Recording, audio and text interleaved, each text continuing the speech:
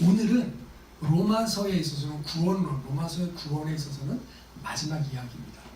우리가 보통 이 로마서에 나와 있는 이신칭의 믿음으로써 의롭다함을 받는다라는 관점으로 성경을 읽게 되면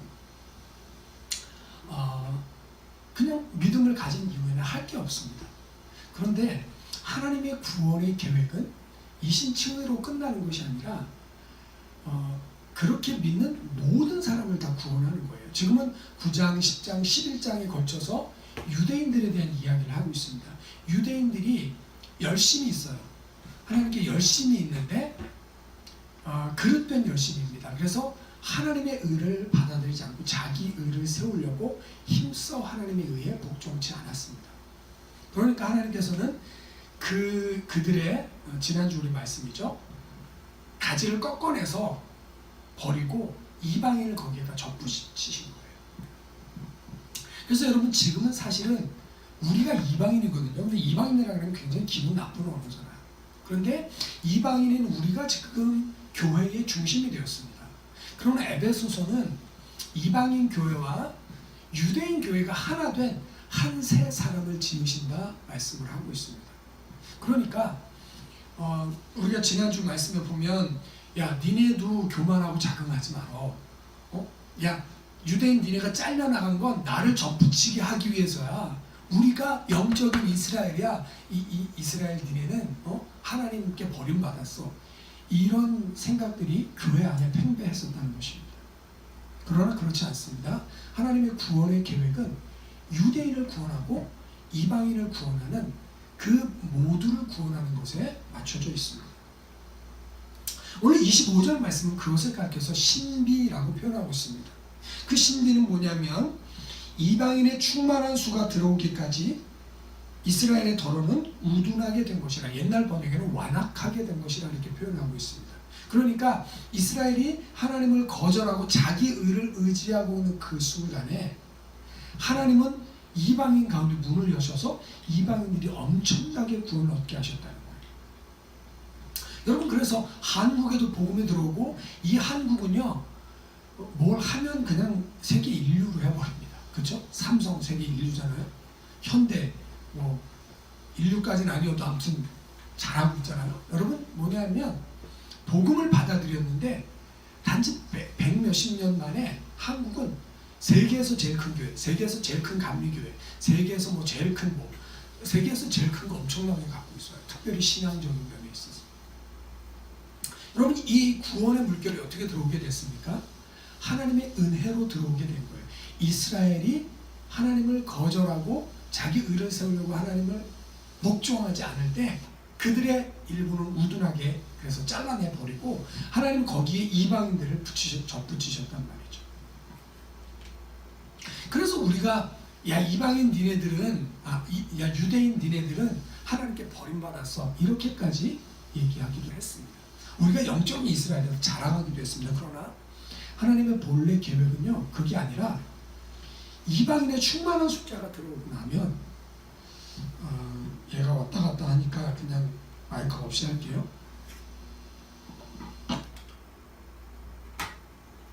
이방인의 충만한 숫자가 들어오게 되면 나중에는 유대인도 구원하게 된다는 거예요. 그래서 이방인이 구원받는 걸 보고 저 구원은 우리 건데 저 하나님 우리 건데 왜 쟤네는 구원받고 우리는 버림받지? 그래서 유대인으로 시기나게 하면서 그래서 유대인 가운데 구원의 문이 열려지고 그리고 그 유대인들이 다시 하나님 앞에 돌아오고 구원받게 되는 이 계획을 하나님 가지고 계시다는 거예요. 여러분 근데 우리가 이 유대인에 대해서 그동안 너무 무시하면서 너무 무지하게 살아왔습니다. 그런데 성경을 보게 되면 이 성경은 그 유대인의 회복과 함께 예수님의 재림이 이루어지게 된다고 말하고 있어요. 그래서 오늘 제가 설교의 제목을 유대인의 회복과 예수님의 재림 이렇게 잡아본 것입니다. 자 그러면 유대인의 회복과 예수님의 재림이 어떻게 연결이 되느냐.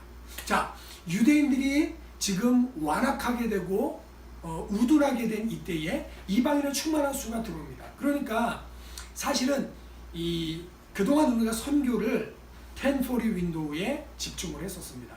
미전도 종족, 위도 40도에 10에서 40도 안에 있는 그 동남아를 중심으로 한 그 나라들 가운데 복음이 전해지는데 굉장히 폭격을 부었습니다. 근데 여러분 47 윈도우가 있다는 거 아십니까? 그 위에 유럽을 비롯한 이 이스라엘을 비롯한 러시아를 비롯한 이전에 종교의 부흥이 일어났었는데 기독교의 부흥이 일어났었는데 지금은 죽어버린 거기도 다시 살리는 거예요. 그리고 마지막 선교의 종착점인 예루살렘, 이스라엘에 하나님의 복음이 편만해지게 될 때에 예수님께서 재림하시는 것입니다. 여러분 그것은 마태복음 말씀에 보면 예수님께서 이제 예루살렘을 바라보시면서 예루살렘의 멸망도 예언하시고 또 유대인들이 반대하니까 너희가 주의 이름으로 오시는 이요 찬송하리로다 주의 이름으로 오시는 이요 하기 전까지는 다시 나를 보지 못하리라 이렇게 기록된 부분이 나옵니다. 그것은 바루카바 베셴 아도나이라는 이스라엘 사람들이 왕을 맞이할 때 부르는 노래란 말이에요. 그러니까 우리가 호산나 호산나 찬양을 했던 것처럼 찬송하리로다 다윗의 자손이 이렇게 찬송하는 것처럼 바루카바 베셴 아도나이라고 이스라엘 사람들이 고백하는 그때에 주님께서 다시 오시겠다 말씀하신 겁니다. 자, 그러면 예수님께서 어디로 다시 오시냐? 예수님께서 감람산에서 승천하시게 되죠. 승천산에서 승천하실 때 사람들이 하늘을 올려다봅니다. 그랬더니 천사들이 말합니다. 어찌하여 하늘을 올려다보느냐? 너희가 올려주신 예수님은 너희가 본 그대로 다시 오시리라. 그러니까 다시 그 산에 오실 거예요. 그래서 예루살렘이 여기에 있고 감람산이 이쪽에 있으면요, 이 감람산, 예루살렘이 보이는 이 감람산에는 유대인들이 묘지가 쫙 있어요. 그 주님께서 오실 때에 제일 먼저 부활하겠다고 거기다 묘지 딱 잡아놨습니다.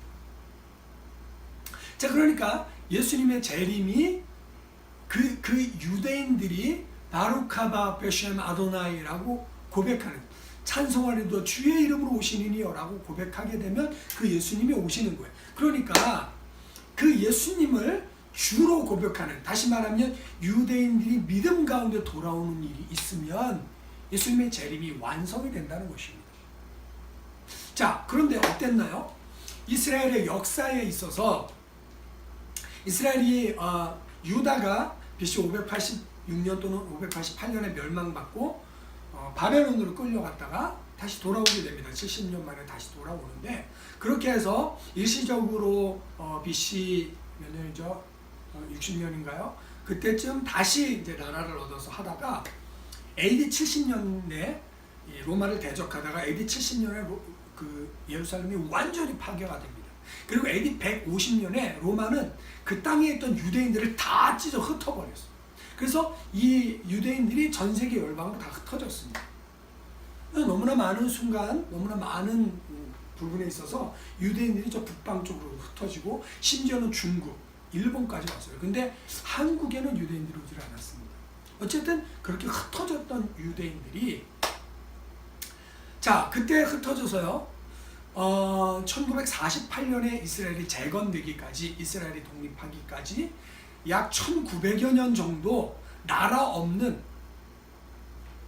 언어도 잃어버린 그런 존재로서 살아갑니다.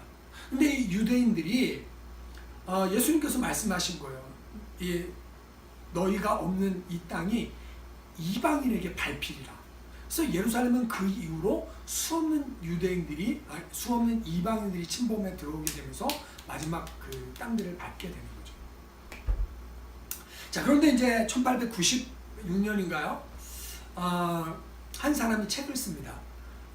Jewish State라는 책을 쓰면서 유대 나라가 건설되기 전까지는 유대인들은 편안하게 살 수 없다. 그러니까 지금 전 세계에 흩어져 있는 이 유대인들이 유대인만의 나라를 만들어야 된다라는 것들을 주장하기 시작합니다. 그리고 나서 이제 2차 세계대전이 일어나고 기타 등등 하면서 마지막으로 영국이 그 땅을 지배를 하는데, 영국이 그 땅에 살고 있는 유대인들, 그 땅에 살고 있는 아랍인들에게 동시에 약속을 합니다. 니네 내가 나라 세우게 도와줄게. 니네 나라 세우게 도와줄게. 그래서 발포어 선언이라는 것을 통해 그것들을 이야기한 거예요. 그런데 두 나라에서 다 우리 나라 세우게 해달라 그러니까 이거 야 나 하기 어려우니까 유엔에 넘기자. 그래서 유엔에 넘겼습니다.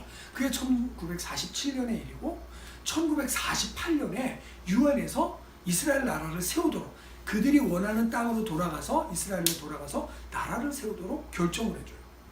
그래서 1948년에 이스라엘 나라가 생깁니다. 1900년 동안 나라가 없었어요. 나라가 서게 됩니다. 그러면서 이사야서에 예레미야서에 에스겔에게 예언되었던 그 예언과 환상들이 이루어지기 시작하는데 내가 너희를 고토로 데리고 들어가서 맑은 물로 너희를 씻기겠다. 너희가 너희 자녀를 어깨에 메고 북방에서부터 돌아오겠다. 이런 예언들이 이사야, 예레미야, 에스겔의 예언들이 다 이루어지게 되는 거예요. 여러분 그래서 그 나라가 서게 되면서 이제 주이시 스테이트를 만들자라는 취지로 전 세계에 흩어져 있던 유대인들이 돌아오기 시작합니다. 그 당시에 그 이스라엘 땅에 살고 있었던 이스라엘의 인구는 유대인의 인구는 한 60만 정도 된다 그래요. 그런데 처음에 돌아오자마자 막 아랍에서 전쟁을 일으키죠. 근데 쓸려 나가야 될 그들이 60만 대 3천만이 전쟁을 했는데 전쟁에서 승리하고요. 나중에 6.1 전쟁 같은 경우는 전쟁을 일으켰는데 6일 만에 끝났어요. 하나님께서 이스라엘을 희한하게 지키고 계십니다. 자, 그리고 그때부터 이제 사람들이 알리야라는 것은 올라가다라는 의미를 갖고 있는데 알리야 운동을 통해서 흩어져 있던 유대인들이 돌아오기 시작합니다. 특별히 구소련이 붕괴되면서 소비에트 유니온이 붕괴되면서 러시아가 됐잖아요. 그리고 그 러시아 밑에 있던 수많은 유대인들이 유대 땅으로 돌아오는 것입니다. 왜냐하면요, 각국에 흩어져 있던 유대인들은 엄청난 핍박과 박해를 받았습니다. 유대인이라는 이유 때문에 군대에 갔다가 너는 유대인이야. 그래서 때리는데 죽을 때까지 때려서 맞아 죽어요. 유대인인 이유 때문에 동네에 나가면 돌을 던집니다. 너는 유대인이니까 죽어도 돼. 돌을 던집니다. 아이들이 학교를 가지 못합니다. 밖에 나가면 구타를 당합니다. 엄청난 이 박해 속에서 유대인들이 십자군 전쟁 때는 무슬림들을 치러 가는 십자가를 들은 그들이 나가다가 유대인들 니들은 예수님을 죽인 족속이라 그래서 유대인들을 죽이는데요. 엄청나게 죽입니다.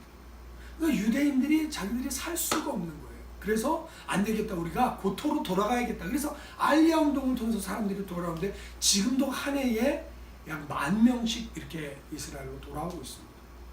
그래서 기독교 단체에서는 그들이 돌아오는 비행기편을 준비해주면서 그들이 쉘터를 준비해주고 정착 과정을 도와주면서 예수님을 소개하는 일을 하고 있기도 합니다. 여러분 그렇게 지금 이스라엘 땅에 돌아온 이스라엘 땅에 살고 있는 유대인들이 혹자는 400만, 혹자는 600만 이렇게 얘기를 하는데 그렇게 하고 전 세계에 흩어져 있는 유대인들이 1,400만 정도 됩니다. 아무튼 이들이 예루살렘으로 돌아오고 있고요. 이 예루살렘에 돌아온 이 사람들은 처음에 돌아올 때는 약 300명 정도밖에는 크리스천이 없었단 말이에요. 근데 지금은 15,000명, 15만 명인가요? 죄송합니다. 제가 숫자에 지금 이 원고가 날라서 아무튼 엄청난 숫자로 부흥을 했고 바뀌게 되었습니다. 여러분 이렇게 하나님께서 하시는 일은 놀라운 일입니다. 그러니까 그동안 이방인의 때가 되어서 하나님이 이방인에게 구원의 역사를 엄청나게 부어주셨어요. 그리고 이제는 이방인의 충만한 숫자, 이 이방인의 충만한 숫자는 몇 명이다라는 게 없어요. 이방인의 충만한 숫자는 하나님께서 요한계시록 보면 허다한 물이 셀 수 없는 허다한 물이라고 이야기하고 있습니다. 그리고 이 이방인의 충만한 수가 채워지는 때도 하나님만이 아시는 거예요. 그러니까 언제인지는 알 수 없는데 아무튼 우리가 사인을 어떻게 보냐면 유대인들이 회복이 되면 이방인의 충만한 수가 차서 지금 유대인이 회복되고 있구나 라고 우리가 알 수 있는 것입니다. 여러분 성경을 번역하고 있는 위클리프에서 보면 2025년까지 전 세계의 미전도 종족 가운데 성경을 보급하겠다라고 했는데 최근 제가 들은 얘기는요. 거의 다 번역이 됐다는 거예요. 그러니까 위클리프에서 말하는 미전도 종족에게, 언어가 없는 종족에게 성경을 번역하는 이 일도 거의 마무리 단계에 있고, 이방인의 충만한 수가 차고 유대인들이 하나님께 돌아오게 되면 예수님께서도 재림하실 수 있는 때가 되는 것입니다. 그것을 1998년이다, 2000 몇 년이다 이렇게 해를 찍어서 하는 것은 이단입니다. 예. 그거는 시한부 종말론에서 나중에 야 니네 종말 오니까 재산 다 바쳐, 그래갖고 그거 이렇게 인마이 포켓하는 나쁜 애들이고, 그러나 성경적으로 예수님께서 재림하신다고, 다시 오신다고 말씀하셨고, 그것이 유대인의 충만한 수죠, 이방인의 충만한 수와 유대인의 회복을 통해서, 유대인이 돌아오는 것을 통해서 이 일들이 이루어진다 말하고 있는 것입니다. 그래서 28절 말씀, 그리하여 온 이스라엘이 구원을 받으리라 이렇게 말씀하고 있어요. 여기서 말하는 온 이스라엘이라는 것은 더러는 완악해졌고 더러는 선택을 받았고 이런 표현들이 나오잖아요. 그러니까 믿지 않는 모든 유대인까지 다 구원한다라고 볼 수는 없습니다. 그러나 26절, 27절에 보면 구원자가 시온에서 오사 야곱의 경건치 않은 것들을 회복하시고 그리고 그들의 죄를 없이 하겠다. 그래서 하나님이 이방인에게 엄청나게 베풀어 주셨던 그 호의를 동일하게 유대인들에게 엄청나게 베풀어 주시겠다는 거예요. 그들의 죄를 없이 하겠고 그들의 경건하지 않은 것들을 돌이키시겠다 주님 말씀하시는 겁니다. 그러니까 에스겔서 36절 26절에 말하는 것처럼 내가 그들 가운데 돌 같은 마음, 딱딱한 마음, 완악한 마음 제거해주고 부드러운 마음, tender heart, responsive heart을 넣어주겠다 주님 말씀하고 계시는 거죠. 그들에게 성령을 넣어주겠다 말씀하고 계시는 거예요. 여러분, 이와 같이 하나님께서 이스라엘을 구원하시고는 열정이 가득 차 있단 말이에요. 그러면 교회는 뭐를 해야 될까요? 교회는 지금껏 선교를 템퍼리 윈도우에 미전도 종족에게만 했다면 이제는 이스라엘을 향해서도 선교를 해야 됩니다. 이스라엘이 우리에게 복음을 전해주었고, 말하자면 이스라엘이 좋은 나무 그루터기 뿌리가 된 것이죠. 그리고 그 자양분, 그 구원의 양분을 우리에게 준 것, 지금은 꺾여나갔는지 모르지만 하나님은 그들도 다시 접붙이신다 말씀하고 있는 것입니다. 우리가 해야 될 일은 하나님 이방인의 충만한 숫자가 들어오게 하옵소서, 그리고 유대인도 함께 구원을 받게 하옵소서. 28절 말씀을 보니까 그들이 지금은 복음의 원수지만 그들은 조상들로 말미암아 사랑을 입은 자다 말씀하고 있습니다. 그러면서 하시는 말씀이 하나님의 은사와 부르시면은 후회하심이 없느니라. 이스라엘을 선택하신 하나님은 야 이것들 완고한 것들, 돈밖에 모르는 수전노들, 정말 바늘로 찔러도 피 한 방울 안 날 것들, 이렇게 하나님이 생각하는 것이 아니라 그들의 조상을 선택한 하나님은 그 선택하시고 그들을 부르신 것에 후회가 없다는 거예요.